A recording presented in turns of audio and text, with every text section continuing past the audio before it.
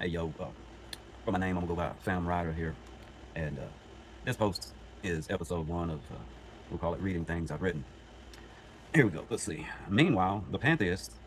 I am the pantheist. I am one of probably just a few pantheists, smaller than. We'll start again from the top. Pantheism has presented an observable God, namely the universe, for which has all the evidence of science to show that it exists as a fact, definitive proof of God in this case. And pantheism doesn't purport to explain exactly what that God entails, other than what science has already shown us in evidence or falsified, which is quite a lot. Again, all the evidence. We observe it as a positive charge, negative charge, a balance between a quote yin and yang, both of the quote good and evil, or quote male and female. These opposites create the balance that is. We literally observe these corollary congruencies throughout the cosmos, from quantum to cosmological. I like that sentence, but it's kind of a tongue twister for me. And while the universe does exist as a paradoxical God, which would seem like a contradiction, the universe has any plethora of paradoxical scientific evidence as it relates to the double slit experiment from quantum mechanics, for one example of observed paradox from science itself, the scientific method. And a little dog Gus just joined me. Now let's see. All right.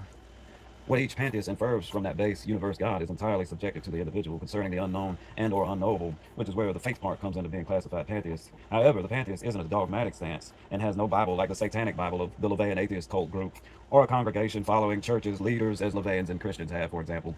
Additionally, the universe has been exhibited to have both symmetry of design, while at the same time having random chaotic examples from the human perspective, which may be as a paradox, but then from the perspective of the universe entire, even if all of humanity goes extinct, and everything does at some point, arguably the universe as well quote dies, but also the universe is arguably infinite and doesn't ever die from various cosmological models. However, paradoxical findings. I'm tired a little bit. I'm a little worn out. I'm gonna just keep this, even if it has a few mistakes. That's fine. It happens. But I don't seek perfection, and the universe obviously isn't perfect. So it would be the perfect imperfection. I'd say that would define the universe, a God, and it'd be a paradoxical God, because it's simultaneously the creation and architect in and of itself, through itself, and what it creates within and of itself. And it could be a contained, closed system. It may not be an open system like a tree would, or we would be like an open system. Outside. Is there anything outside of the universe that would be hypothetical? Multiverse, hypothetical. We know the universe exists. What we observe, unless it's a simulation. And then in the case of a simulation, again, and I've said this before, God would exist as a fact if we showed this to be a simulation. If we exist in some kind of computer simulation here in this reality, then that creates all kind of rabbit holes. Science, I don't think that's science. Science relies on observation. Good luck with observing this as a simulation. All right, back to the thing. The pantheist awaits. The pantheist awaits the evidence of science itself and coincides with evolution, science, math, logic, philosophy, reason, rational induction, truth, honestly taking a look at reality, withholding judgment, taking a more scientific, agnostic approach, seeking seeking to evidence or falsify rather than take a side without more knowledge, such as most atheists and theists. Yes, certainly, the pantheist faith follows the science or the scientific method itself. Additionally, the second definition of a pantheist is the tolerance of any and all other ideological claims, such as Christianity or atheism and the like, to include the standalone noun agnostic. Consider the following. According to Merriam-Webster, the second definition of a pantheist is, or pantheism, is the worship of all gods of different creeds, cults, or peoples indifferently, or toleration of worship of all gods, as at certain periods of the Roman Empire. Nuance of this definition focus on inclusivity. This definition emphasizes a broad acceptance and respect for diverse religious beliefs and practices. Unlike the atheists, they don't respect they don't respect anything usually, and all theists are equally absurd. They lump in usually Christians and Buddhists, all the Abrahamic faith Christians, Judaism or the Islamic faith, all together. That would be more supernatural examples of God. The atheists a lot of times don't accept any of this, don't accept the pantheists, as a legitimate thing. They told me as if I created pantheism myself, which in some ways I did because I came to the belief of pantheism unknown. I didn't know about what the faith of Einstein was, and I certainly wasn't aware of the philosophy of Spinoza because it's definitely not offered in any high schools that I've ever heard of. And rarely in the college, unless you're taking philosophy, maybe as a major, then you might have to get into several courses before they would cover anything about Spinoza. Atheists want to call, and I've heard them, and they call me like a pantheist. They want pantheism. They want to dub it a religion. Well, that's not true. It's a philosophy born of 17th century Enlightenment philosopher Spinoza. And so, but back to me, how I came to pantheism, around about age 30, I had no clue about I wasn't, I was my training in the military stuff was in journalism at 46 Quebec, which is a journalist, and then I reclassified into 35 Echo, which is radio repair. But when you specialize like that, a lot of times you don't have to study, you don't have the time, unless you really put in the effort to learn other things, other teachings, be more well-rounded, because you have to spend so much of your time in your work week and your work on electronics or being a doctor, or a lawyer, or whatever your profession is. Even geniuses specialize, which is to say no one knows all of human epistemology. I've kind of gone off track here a little bit. Let me get back because I'm going on a little bit. It's wild to me how, for example, like people will watch an hour and a half long atheist experience show, hearing the same stuff over and over again. And I think it seems like, atheists, if they're so against religion, evolution will take care of. Evolution takes care of any number of false beliefs we could have, and it has, so it takes a little while, and things don't just happen immediately. But Let me fast forward a little bit, be honest. So the omnism, it says, I've written a potential for overlap with omnism, which this definition shares some common ground with the term omnism, which is a belief that all religions contain elements of truth and or the recognition and respect for all religions. I would agree to that for the most part. I don't adhere to the Bible, certainly, but I know there's definitely some good teachings, and I would say some bad teachings in the Bible, like slaves be obedient to your masters. I just can't imagine God writing that if it's like the divinely inspired word of God himself. I don't know about God talking about slaves be obedient to your masters, and that's right there in the Bible in any any translation you get, that's in there. So that's pretty. I couldn't follow that either. I'm with the atheists to some extent, but the atheists have gone dogmatic. They've presented dogma to combat dogma. No, it's not a good idea to replace one wrong with yet another wrong. You take gas and you combat that with water. You take fire. You're not gonna combat that with gas. Because that's just gonna make it worse. So for the atheists to introduce dogma on top of dogma, it's hilarious. And I was originally agnostic since about age 8. Actually, I was originally born agnostic because you can't agree or deny something to something you're not even aware of. So we're all born agnostic. Just for the atheists, they think the atheist is the default position. No, in order to come to atheism, you have to be aware of the term God, all this stuff. So you can't choose to reject the idea of something you're not aware of. This is basic logic, really simple stuff. So this idea that atheists are undecided agnostics, that have not made a choice, the noun agnostic. So with these things, the pantheist has to contend with, because a lot of these dogmatic faiths, they're causing the pantheist problem, like atheists, matter of fact, I will make the argument that most atheists, I'd say 90+%, are way more dogmatic than any Christians out there usually. They're like, atheists call in shows every Sunday. Oh, you mean like church? So all these atheists like Matt Dillabooty or Dillahunty, yeah, Dillabooty is more correct in that case. Like this guy went through years of Christianity as a Baptist to finally wise up and realize that, hey, men may not have been made out of clay, and Eve may not have existed in the beginning, and may not have been made out of Adam's rib, and all. So this guy, Dillahunty or Dillabooty as I call him, took him all that time to finally come to atheism. That's sad. You're a weak atheist at best. I like more the atheists that came to it, more without having to go through some extreme cult Christianity. they drinking snake oil and all this weird stuff, and being taken over by the Holy Spirit and going into convulsions. Yeah, I get it. Christianity creates, that kind of dogmatic cult like Christianity creates atheists like Matt Dillabooty. But no, I'm sorry, you're still ignorant to me because it took you all that time. It took you all that time to realize how dumb that was, right?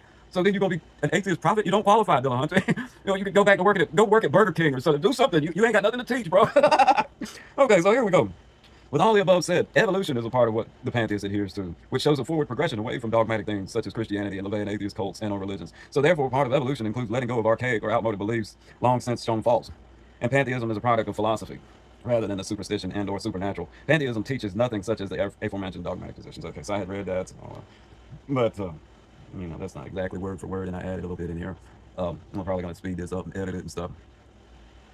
And as dogma is as dogma does, as Forrest Gump or his mother may have said. And atheists and most theists have dogma. Pantheists, such as myself, no dogma, no religion, born of philosophy, goes through science itself, is contingent upon science and the scientific method. So no, the atheists and other theists are at a disadvantage to the pantheists at this point in time. The pantheist has all the evidence, they have the science, they have the logic. They're not talking about sky daddies. They're not claiming that God doesn't exist, or claiming that there exists some kind of absence of evidence of God, or absence of legitimate evidence or compelling evidence or convincing evidence. Atheists like to put adjectives on things that don't need them. Evidence doesn't need a modifier, an adjective on it. Evidence is convincing alone. You don't need to say, oh, if there were convincing evidence. That's just, what would you consider convincing evidence? No atheist has ever answered that question. They'll tell you what evidence is. I know what evidence is. It's real simple. You observe it, it's evidence. Rational evidence is evidence. Like, I doubt, therefore I think, therefore I am. That's evidence. And most people misquote Descartes because they haven't studied psychology and they're clueless. They'll say, I doubt, therefore I am. Or no, they say, I think, therefore I am. Now I'm mixed up. But they say, I think, therefore I am. That's a non sequitur. It literally does not follow from the premise, because you can't get to I think unless you first say I doubt, therefore I think, therefore I am. So all these fools quoting Descartes, Rene Descartes, all this time, and they didn't know that they're not quoting him right, because you can't just say I think, therefore I am.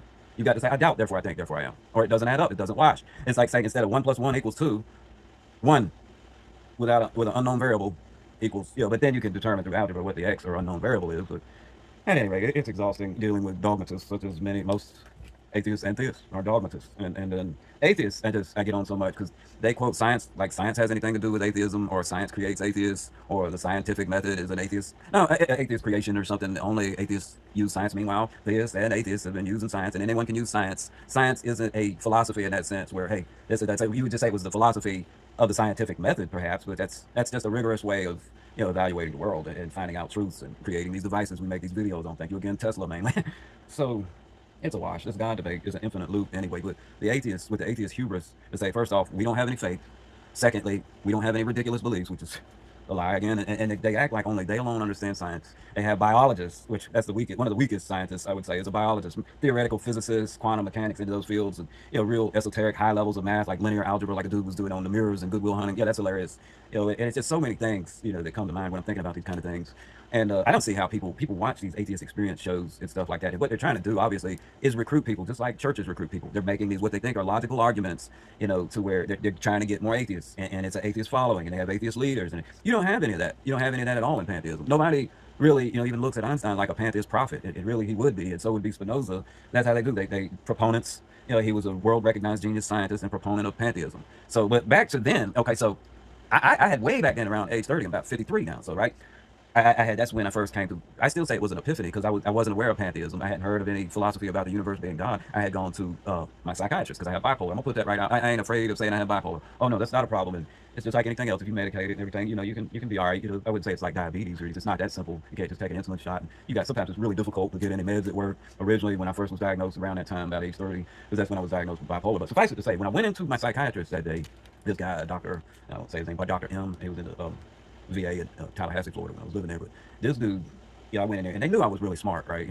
One of the VA doctors, based off a verbal IQ test, that she was estimated as genius. So she was some rock star psychologist that came in, there from California. And so suffice it to say, off a verbal IQ test, this lady, originally she estimated my IQ between 145 to 155. And she said, and I'm way up there, so I would know.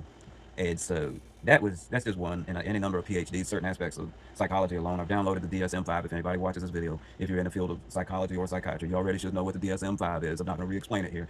Yeah, I will. Diagnostical and Statistical Manual.